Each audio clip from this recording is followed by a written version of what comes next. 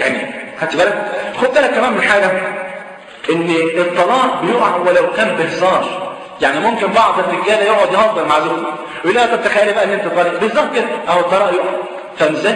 النبي قال كده عليه الصلاه والسلام، حديث عند ابي داود والترمذي باسناد الحسن، يقول صلى الله عليه وسلم: ثلاث جدهن جد، فاهم ازاي؟ وهزلهن جد. ايه هم الثلاثه؟ النكاح والطلاق والرجعه. الثلاثه دول تهزر يقع، تتكلم جد برضه يقع. خدت بالك؟ مش يبقى بقى ليل ونهار شغال. نسال الله العافيه والعافيه.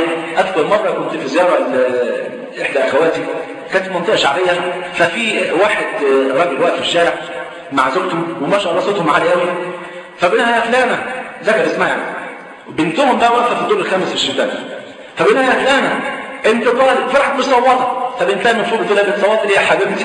دي طلقه 105 انت يعني انت لسه فاكره؟ انت فاكره نفسك لسه من زوجته لحد دلوقتي؟ سبحان الله، شوف بتلاقي طلقه 105. معنى كده ان المساله عندهم ايه؟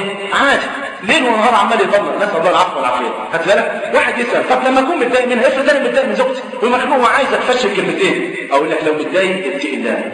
يعني اعمل ايه؟ لو كنت واقف اقعد، طب لو كنت قاعد اقف، طب متضايق برضه لسه قوم اتوضى، برضه لسه متضايق قوم صلي. فازاي؟ برضه يا اخي تعبان ومخنوق ونفسك تفشل كلمتين، قول لها كلام لا تؤاخذ عليه، كلام ما يبقاش كلام جاهل، اي كلام تقول لها يا نجفه يا لمبه يا تحفه، اي كلام تعرف. طبعا هي بعد ما خلاص بقى مسائل صفر كده هتقعد معاك كده في ساعه روقان بقى كده ذوق وطرب وتقول لي انا نجفه نجفه انا نجفه، انا طبعا نجفه متعلقه في سقف قلبي، صح ده؟ خليك بقى انا مش هعلمك بقى، فاهم؟ ممكن اجيب لك قاموس ان شاء الله. بقى انا برضه لمبه، ايوه طبعا منوره البيت كله يا ست. بقى انا برضه تحفه، ايوه ست تحفه نادره، ما فيش منك اثنين والحمد لله ان ما فيش اثنين. فاهم ازاي؟ اوعى تحسسها، انا بديك نصايح والله غاليه يا اخوان، اوعى تحسسها انك عايش معاها على اخف الضررين، انا عايش معاكي عشان نربي العيال. لا، هم كده مش هيتربوا، خد بالك، هم كده مش هيتربوا. لا، قول لها حاجه ثانيه خالص، قول لها والله العظيم يا حبيبتي ده انا ربنا اكرمني بيكي في الدنيا، وانا اتمنى والله اتمنى واسال الله جل وعلا باسمائه الحسنى وصفاته العلى وباسمه الاعظم ان ربنا يجمعني بيكي في الجنه. يا سلام، تبقى جنه بجد. شو ده؟